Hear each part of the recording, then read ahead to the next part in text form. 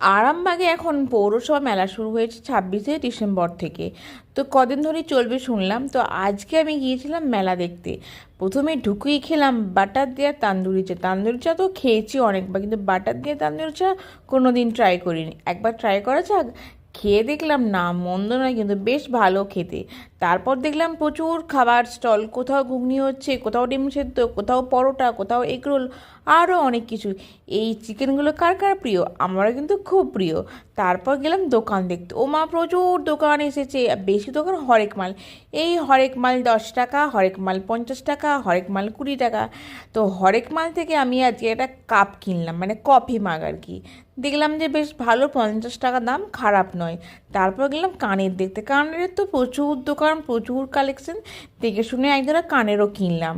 তো এদিকে আবার দেখছি ভেলপুরিও ভাজছে। তো মেলায় এসে ভেলপুরি খাবো, তা খাবো না তা কি